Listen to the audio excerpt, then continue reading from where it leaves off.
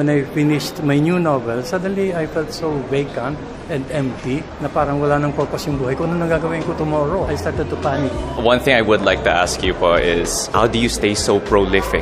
You are constantly working with so many new releases. How do you do it? Where do you get all the energy from? Ano po yung motivation? I feel so empty and useless if I stop working, if I stop creating. Parang my being a writer is my being.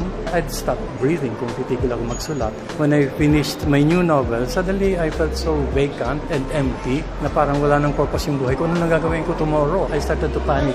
So I started working on my memoirs para lang may sense of direction again. I feel that I have to keep moving, I have to keep creating. Lalo na after the honor of being a national artist, there's a need lalo pa to keep creating, to keep moving, to keep doing things, to keep being who you are. Keep up to date by following our socials for schedules and other details.